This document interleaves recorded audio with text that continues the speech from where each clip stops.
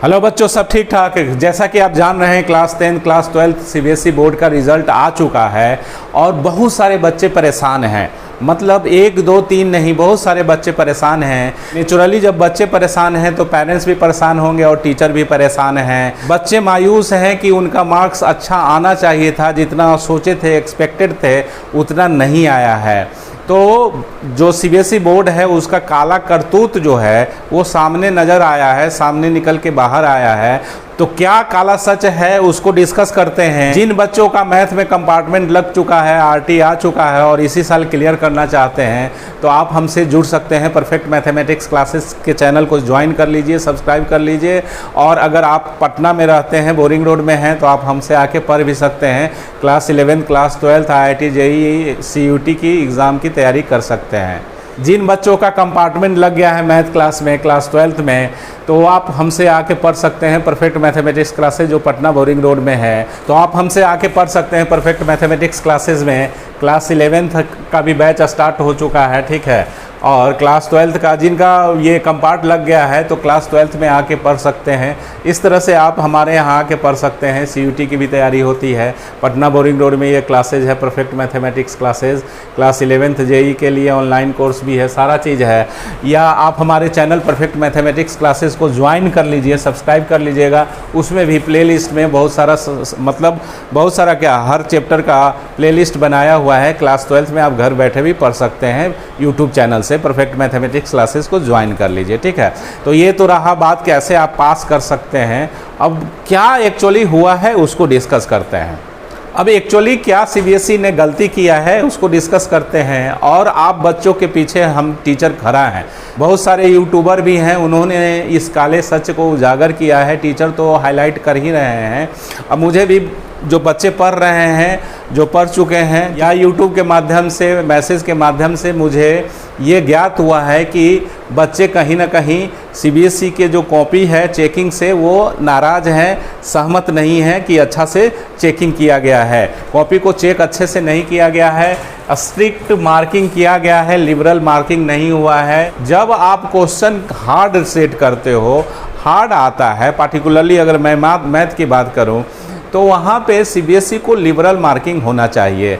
तो ये स्कैम इसलिए है, स्कैम ही एक तरह से कहा जाएगा, क्योंकि प्री बोर्ड में एक बच्चा मिला, उसने बोला कि सर प्री बोर्ड में मेरा 90% था और अभी 60% आया है। तो ये कैसे हो सकता है। दूसरे बच्चे का मैसेज आया मेरे पास, वो बोल रहा है कि सर मैंने क्लास 10 से लेके क्लास 12 तक 12th का एग्ज़ाम दिया था, मैंने कभी भी अपने क्लास में थर्ड नहीं किया और हर समय प्री बोर्ड हो या कोई भी इंटरनल एग्ज़ाम होता था उसमें मेरा 85-90 मार्क्स आता था और इस बार एक सब्जेक्ट में मुझे फेल कर दिया गया है। तो बच्चा अगर सारे सब्जेक्ट में अच्छा कर रहा है, 85-90 ला रहा है, तो क्या वो एक सब्जेक्ट का तैयारी अच्छा से नहीं किया होगा कि उसको एक सब्जेक्ट में आरटी लगा दिया गया, कंपार्ट लगा दिया गया। तो कहीं ना कहीं स्कैम है। और इसलिए कहा जा सकता है क्योंकि इस बार सीबीएसई ने प्रयोग किया है फर्स्ट टाइम, और ये जो कॉपी जो चेकिंग करवाया है वो किसी थर्ड पार्टी को दे दिया। अब वो थर्ड पार्टी क्या है, बिना जाने हुए पहले से उसका सीबीएसई से रजिस्ट्रेशन नहीं था और थर्ड पार्टी को दे दिया है। अब हो सकता है बहुत कोई पैसा दिया होगा, उसको दे दिया होगा चेक करने के लिए। अब थर्ड पार्टी एक तरह से क्या हुआ, ब्रोकर हो गया। अब ब्रोकर हो गया, जैसे अब हम कोई मकान बनाते हैं और कॉन्ट्रैक्ट दे देते हैं तो देखते हैं जल्दी जल्दी वो किसी तरह से बना के निकल जाता है। तो ये कहीं ना कहीं ढंग से कॉपी चेक नहीं हुआ है, थर्ड पार्टी के द्वारा कॉपी चेक करवाया गया है।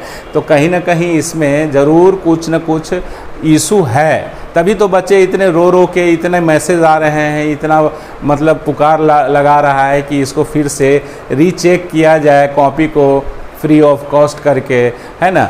तो आप देखो, अगर मान लीजिए कि कॉपी सीबीएसई का जो टीचर रहता और वो चेक करता, उसके मन में डर रहता कि अगर हम बहुत ज़्यादा गलती करेंगे, धांधली करेंगे तो मुझे नौकरी से निकाल दिया जाएगा। अब यहाँ थर्ड पार्टी को आप दे दिए हैं, ना उसका टीचर कोई सीबीएसई से रिलेटेड है ना कुछ है, तो वो उसको क्या डर रहेगा। बहुत बड़े पैमाने पे जो कॉपी चेक किया गया है वो सही चेक नहीं किया गया है, लिबरल मार्किंग नहीं किया गया है।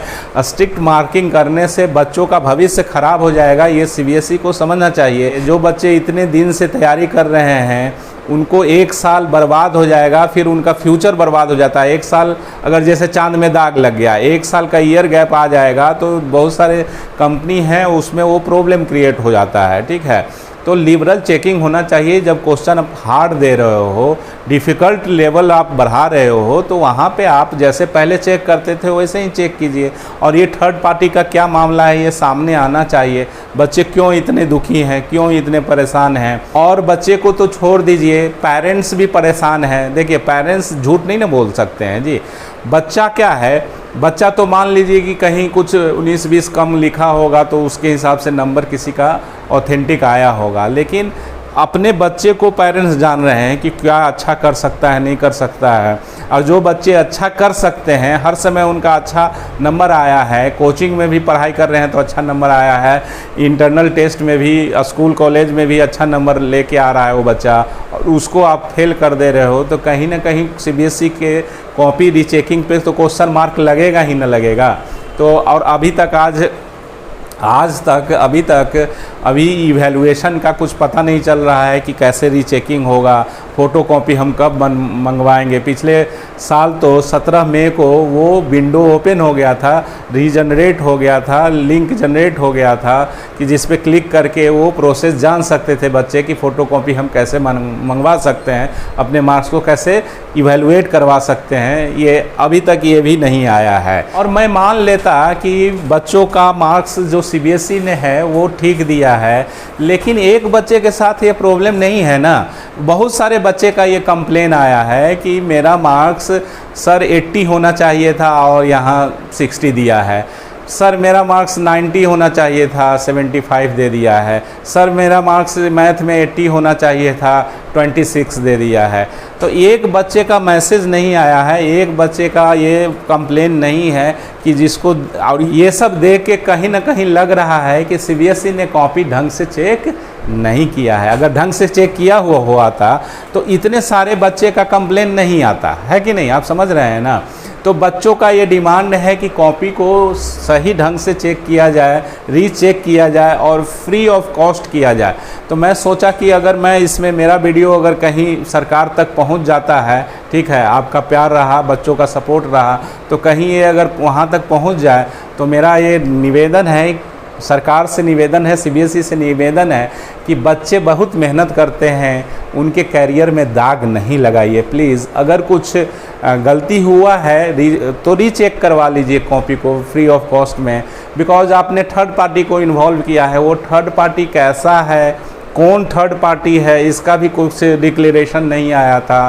तो ये रिक्वेस्ट है मेरा, और मेरे इस रिक्वेस्ट से अगर बच्चों का भलाई हो जाता है, बच्चों का लाइफ सिक्योर हो जाता है, बच्चों का पढ़ाई बाधित नहीं होता है, तो कहीं ना कहीं मैं अपने आप को समझूंगा कि ये वीडियो बनाना मेरे लिए सार्थक हो गया। बच्चों के लाइफ के साथ किसी को खिलवाड़ नहीं करना चाहिए। बच्चे जो क्लास 10th का एग्ज़ाम दिए हैं, क्लास 12th का एग्ज़ाम दिए हैं, अभी उनको तो फ्यूचर बनाना है, और इस समय फ्यूचर बनाने के टाइम में अगर बोर्ड एग्ज़ाम में ही उनका मार्क्स कम आएगा या फेल कर दिया जाएगा तो उनका जो ड्रीम है बेचारे सबका, आईआईटी जेई है, नीट है, और भी एनडीए है, सीयूटी है, तो ये सब कैसे वो कंप्लीट कर पाएंगे। आप थोड़ा सोचिए, सीबीएसई वालों आप थोड़ा सोचो इस चीज़ को। बच्चे जो हैं काफ़ी मेहनती होते हैं, बच्चे मेहनत करते हैं, एक साल 1.5 साल वो पढ़ाई करते हैं, कोचिंग लेते हैं, पैसा खर्च होता है, और उसके बाद आप अगर जो बच्चे 80 मार्क्स लाने वाले हैं और उनको आप 27 का लॉलीपॉप दे रहे हो, मिस्टेक कर रहे हो कहीं ना कहीं कॉपी चेक करने में, तो ये गलत चीज़ है। तो मेरा यही रिक्वेस्ट है सीबीएसई वालों से, हाथ जोड़कर मेरा यही रिक्वेस्ट है कि बच्चों का कॉपी रीचेक